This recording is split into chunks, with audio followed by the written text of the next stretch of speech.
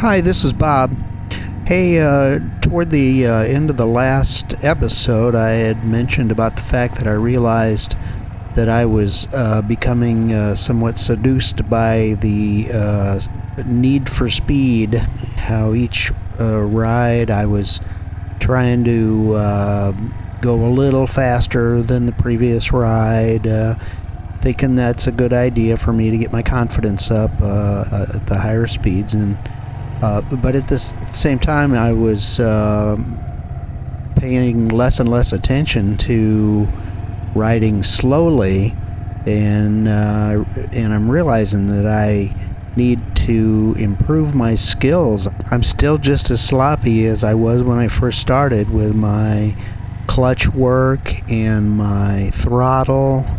Not very exact kind of precision control of my throttle, and at the slow speeds then trying to keep my balance and control my turning is poor. And so I decided to start this ride number 5 off by going up to a empty parking lot, a store that just closed recently in town. There's one corner of the parking lot where the asphalt had just been redone recently, and it's very nice and smooth and new, and I decided to make that my little practice area, and was doing some just some slow riding. After a little while of doing that, I decided that I wanted to get some traffic cones. So the next day after work, I stopped at the Target, and they had back in the sports area of the store some little miniature traffic cones for whatever kind of sports activities people use those for. They also had these little things called marker discs, which were similar to traffic cones, except they're much shorter, sit much closer to the ground. They only stick up a couple inches, I guess. But they're bright orange, very visible, and so I grabbed me 2 4-packs of those. And my intention is now to try to start getting myself into sort of a practice routine where I can work on my slow riding skills, some of the kinds of things we did last year in that motorcycle class that I took, except in this case it'll be like my individual practice where I can concentrate on my own level of, well, we'll just see how that proceeds. Anyway, so that was the first part of my ride number 5 here, was fiddling around in that parking lot.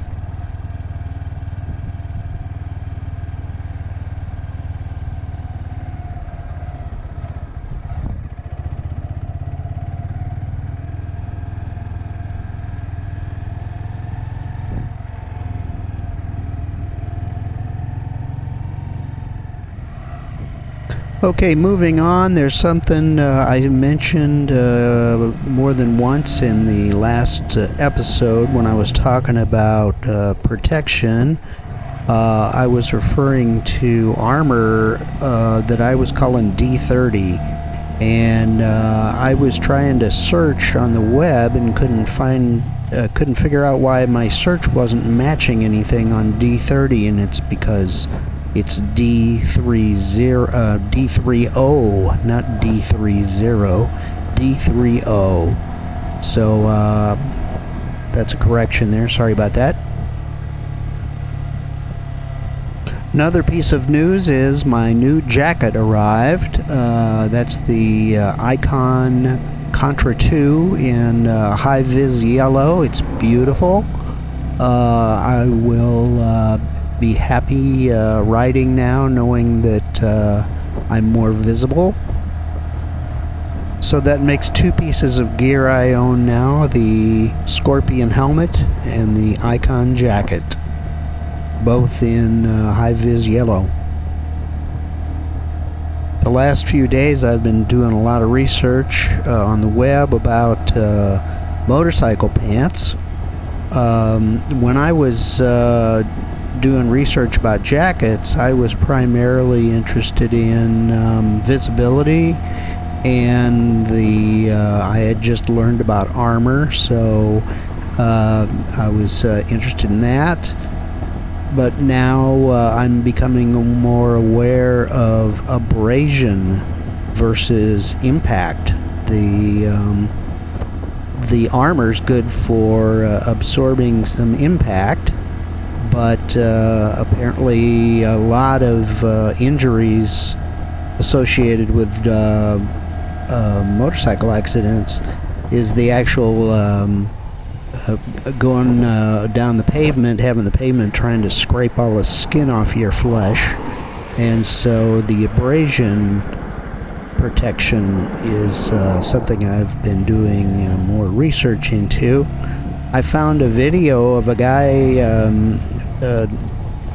losing control of his bike and comes to a stop, and he was wearing some pants that he had bought thinking they were going to be, protecting him, and it turns out they had burst at the knee. And so much for the abrasion protection there.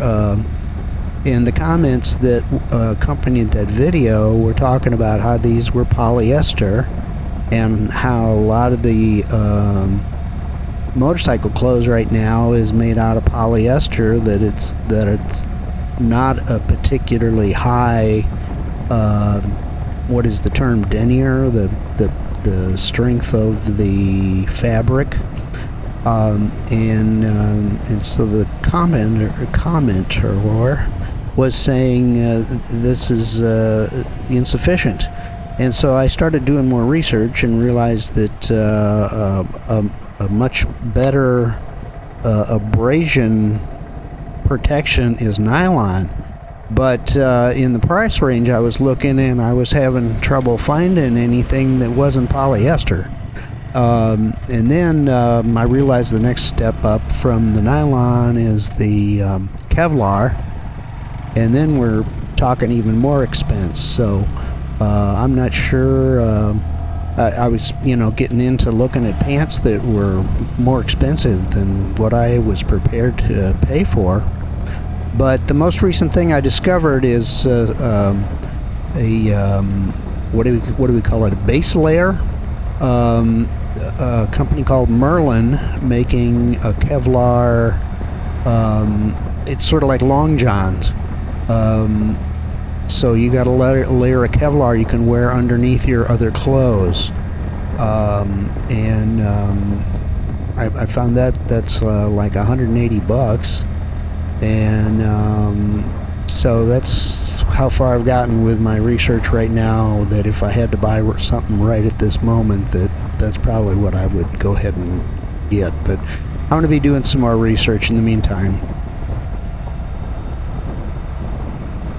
So after I'd spent the better part of an hour, I think, on my slow riding in the parking lot, I rewarded myself by going ahead and doing some higher speed riding.